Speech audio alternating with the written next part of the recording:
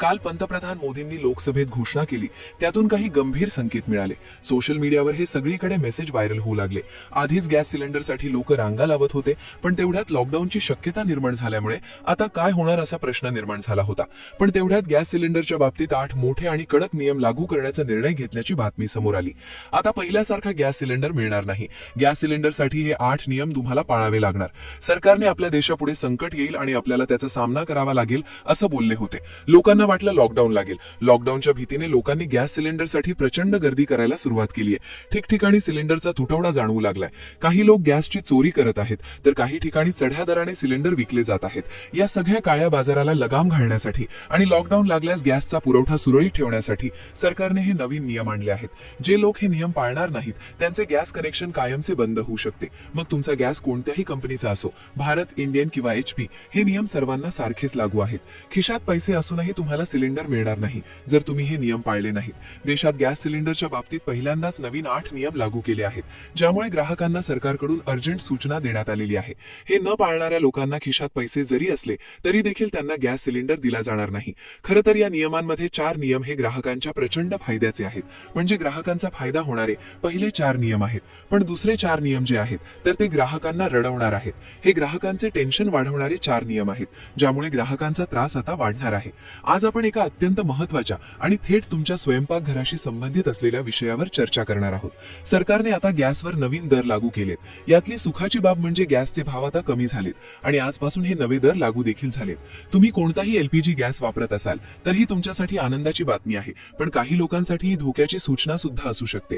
जर आता गॅस भरला तर कदाचित तुमचा फायदा होईल. मग 1 एप्रिलला गॅस मिळेल का याची सविस्तर माहिती देणार आहे. पण तुमचा हा आनंद फार काळ टिकणारा नाहीये, कारण सरकारने गॅसवर हे नवे 8 जाचक नियम लावले आहेत. या नियमांमुळे तुमचा फायदा तर होईलच, पण एका लहान चुकीमुळे खिशाला मोठा फटका सुद्धा बसू शकतो. त्यामुळे प्रत्येक नियम लक्ष देऊ नये का, कारण यातलं प्रत्येक वाक्य तुमच्यासाठी महत्त्वाचं आहे. आपल्यापैकी बहुतांश घरांमध्ये जेवण बनवण्यासाठी LPG सिलेंडरच वापरला जातो. मोदी सरकार येण्यापूर्वी गॅसचे दर खूप कमी होते. अगदी 400-500 रुपयांपर्यंत सिलेंडर मिळायचा. त्यानंतर मोदी सरकार आलं आणि त्यांनी नवीन नियम काढला की गॅस 700 ते 800 रुपयांना मिळेल आणि वरचे पैसे सबसिडी म्हणून थेट तुमच्या खात्यात जमा होतील. 400चा गॅस अचानक 800ला झाला. सुरुवातीला ती वाढीव रक्कम खात्यात जमा व्हायची, पण आता या सबसिडीवर देखील सरकारने नवीन कात्री लावली आहे. पहिले 2-3 वर्ष सर्व काही सुरळीत चाललं होतं, पण आता ही सबसिडी अनेकांची बंद झाली आहे, कारण सरकारने याबाबत एक मोठा निर्णय घेतला आहे. पहिला नियम असा की ज्यांचे उत्पन्न कमी आहे अशाच कुटुंबांना आता सबसिडी दिली जाणार आहे. म्हणजे केवळ गरीब घरांच्या खात्यातच हे पैसे जमा होतील.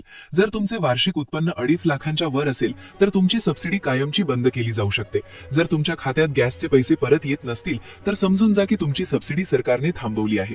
मग ती पुन्हा सुरू करण्यासाठी काय करायचे? उत्पन्न कमी असूनही सबसिडी मिळत नसेल तर कोणता फॉर्म तातडीने भरायचा हे मी पुढे सांगणार आहेच. पण त्याआधी गॅसचे इतर नियम आपण नीट समजून घेऊया. दुसरा जो सर्वात मोठा नियम आहे तो पाळला नाही तर 1 एप्रिल पासून गॅस मिळणे विसरा. तुम्ही घर बसल्या जे गॅस बुकिंग करता ते आता पूर्वीसारखं सोपं राहणार नाहीये. गॅस बुक करताना तुमचा आधार नंबर आणि मोबाईल नंबर लिंक असणं आता सक्तीचं केलंय. तुमच्या गॅस कार्डला जर आधार आणि नंबर जोडलेला नसेल तर तुम्हाला ऑनलाईन बुकिंगच करता येणार नाही आणि बुकिंग झालं नाही तर गॅस मिळणं तर अशक्यच आहे. आधीच गॅसचा मोठा तुटवडा आहे, कारण अमेरिका इराण युद्ध भडकले. तुम्हाला माहितच आहे की लोक कसे रांगेत उभे आहेत. गॅससाठी 4-5 किलोमीटर लांब रांगा लागल्या आहेत. त्यामुळे गॅस देताना तुमची ओळख आता वेगळ्या पद्धतीने तपासली जाणार आहे. आता तिसरा महत्त्वाचा नियम नीट ऐका, तो म्हणजे बायोमेट्रिक डिलिव्हरी सिस्टम. म्हणजे नक्की काय? जेव्हा गॅसवाला माणूस सिलेंडर घेऊन तुमच्या दारात येईल तेव्हा तुम्हाला तुमचा अंगठा किंवा चेहरा दाखवून स्वतःची ओळख पटवावी लागणार आहे. आता यापुढे बोटांचे ठसे किंवा फेस व्हेरिफिकेशन हे कंपल्सरी सक्तीचं असणार आहे. पूर्वी कसं होतं, बुकिंग केलं की गॅस मिळायचा, पण आता अंगठा लावल्याशिवाय गॅस अजिबात दिला जाणार नाही. चौथा नियम तुमच्यासाठी फायद्याचा किंवा नुकसानीचाही ठरू शकतो. तो म्हणजे 2025 पासून जे सुरू होतं ते आता 2026 मध्ये पूर्णपणे लागू झालंय. गॅसचं ऑनलाईन बुकिंग करणं आता अनिवार्य आहे. आधी तुम्ही फोन करून गॅस मागवत होता, पण आता फोनवरून बुकिंग बंद होऊन फक्त ऍप किंवा वेबसाईट वरूनच बुकिंग करावं लागणार आहे. फोन केला तर गॅस मिळणार नाही. मग हे बुकिंग कसं करायचं ते मी पुढे सांगतो. सर्वच कंपन्या आता हा नियम हळूहळू सक्तीचा करत आहेत. सध्या फोन लागतोय पण लवकरच तो बंद होईल. 5वा नियम सगळ्यांनी लक्ष देऊ नये का, खूप महत्त्वाचा आहे. आता बघा, एकाच पत्त्यावर 2 गॅस कनेक्शन असतील तर ते कायमचे रद्द केले जाणार आहेत. एकाच घरात 2 वेगवेगळ्या नावांनी गॅस घेत असाल तर एक सिलेंडर कट होईल आणि तुमचे पैसे सुद्धा वाया जातील. आता पुढचा 6वा नियम चांगला आहे, तो म्हणजे गॅस ट्रॅकिंग सिस्टम.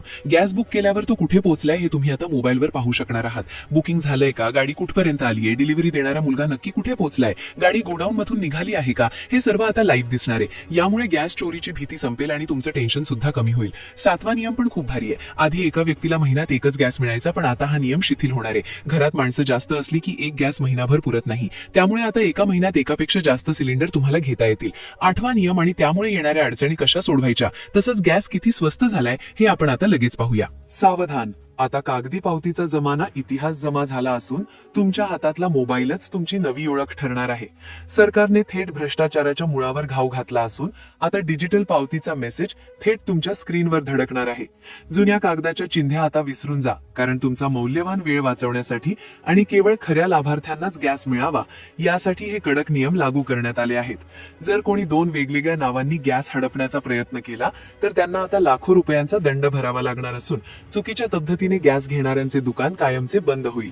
जर तुमची कागदपत्रे खोटी असतील तर तुमचे कनेक्शन आजच रद्द समजा. रेशन कार्ड आणि आधार मधील माहिती जुळली नाही तर तुमची हक्काची सबसिडी क्षणात अडकू शकते. तुमची सबसिडी का येत नाहीये?